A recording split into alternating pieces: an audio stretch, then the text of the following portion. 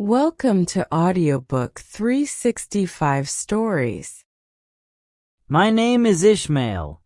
A few years ago, it does not matter how long, I had little money and nothing special to do on land. So, I decided to go on a ship and see the ocean. This is how I make myself feel better when I am sad or bored. When I feel unhappy, or the days feel cold and gray, I like to be near the sea. When I feel very bad, it is good for me to leave the city and go to the water. Some people do other things when they are sad. Some fight, some drink, but I go to the sea. It makes me calm again. This is not strange. Many people feel the same. They also like to look at the ocean and dream. In New York City, called the Manhattoes, many people stand by the water. The city is full of shops and buildings, but the streets always lead to the sea. At the south part of the city is a place called the Battery. There, people stand by the water and watch the waves. On quiet Sundays, if you walk around the city, you can see many people standing by the sea. They look at the water. Some lean on the wood posts, some sit on the docks, and some climb up high on the ships. These people all live on land. In the week, they work in shops, sit at desks, or sell things. But now, they come to the water. Why do they do this? Why do so many people walk straight to the water and stay there? They come from streets, alleys, and big roads, from the north, south, east, and west. But they all meet by the sea. Is it the pull of the ships that brings them? Nobody knows, but the sea calls to people. The same thing happens in the countryside. If you walk in the hills, many small paths will take you down to a lake or river. People always like to be near water. It feels good. Even people who are lost in thought will, without thinking, walk to a stream or a pond. Water and thinking always stay together. Now, think of an artist.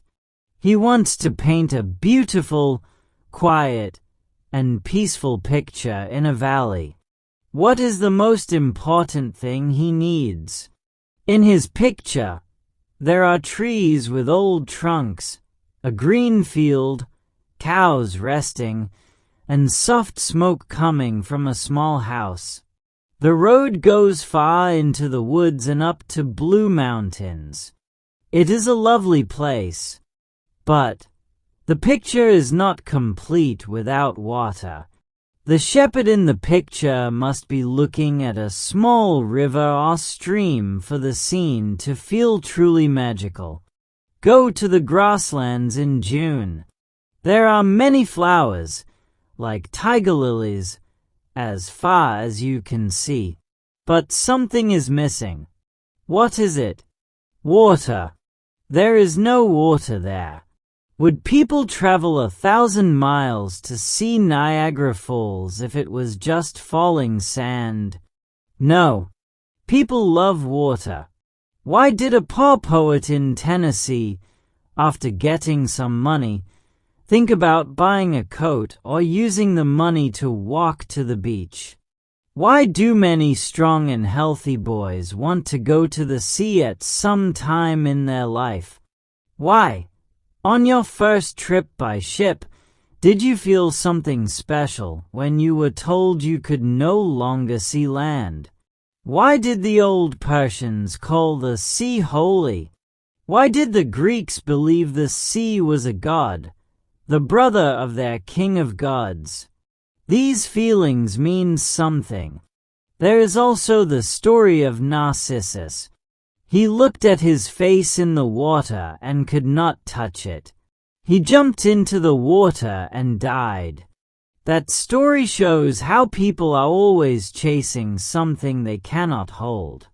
We see this same thing in all rivers and oceans, the picture of life that we can never fully catch. This is the secret of it all. Now, when I say I like to go to sea when I feel sad or strange, I do not mean I go as a passenger. You need money for that, and I do not have much. Also, passengers often feel sick, fight with others, and do not sleep well. No, I do not go as a captain, a cook, or a leader either. I do not want the hard jobs on the ship. Even though I know a cook is an important person on a ship, I never wanted to cook chickens. But once a chicken is cooked well, with butter, salt, and pepper, I will be the first to say it is delicious. When I go to sea, I go as a simple sailor. I work at the front of the ship, climb up to the highest part of the mast, and follow orders. Yes, they tell me what to do a lot. I have to jump from one rope to another, like a grasshopper in a field. At first, this feels strange and a little hard. It can hurt your pride, especially if you once had a good job on land. I was a school teacher before, and the tall boys in class listened to me with respect. So, it was a big change to become a sailor. But, with time, you get used to it. If an old captain tells me to sweep the ship's floor with a broom, what does it matter?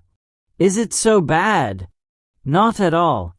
In the end, everyone in this world has someone telling them what to do. Everyone works hard in one way or another. So, even if someone orders me about, I remember that it happens to all people in some way. That's life, and we should help each other and stay happy.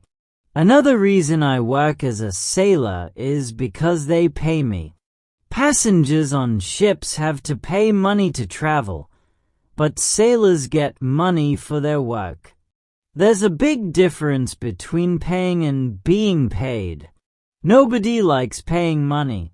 It feels bad, but being paid feels wonderful. It makes people happy, even though many say money is the cause of many problems in life. Still, people are very quick to take it when they can. I also choose to be a sailor because I love the fresh air and good exercise on the ship's front deck. On ships, the best air is at the front where the sailors stay. The captains and officers stand at the back and breathe the air after us. It's funny. In the same way, in life, regular people often show leaders the way, and the leaders don't even know it. But why did I decide to go on a whaling trip this time? I don't really know. It feels like something strange and powerful led me to it.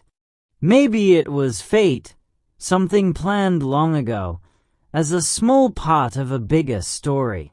There was a big election for the President of the United States. There was also a bloody fight in Afghanistan. And at the same time, I, Ishmael, went on a whaling trip. I don't really know why fate chose this simple job for me, while other people got important or easy jobs. Some people were actors in great plays, some in funny stories, and some in happy shows. I don't know why my part was a whaling trip, but when I think about it now, I feel I understand a little. The biggest reason was the great whale itself. This huge, strange sea animal made me very curious. I wanted to see it with my own eyes. I also wanted to visit the faraway, wild seas where the whale lives. There was danger, mystery, and many strange things in those places, and they called to me. Maybe other people wouldn't feel the same, but I always feel a strong wish to go far away and see strange places. I like to sail on forbidden seas and visit wild lands. I can see bad and scary things, but I can still be friendly with them, if they let me. It's good to understand the world you live in. So, because of these reasons, I was happy to go on this whaling trip. It felt like the doors of a strange and wonderful world had opened for me, and in my heart I could see the great whale waiting for me.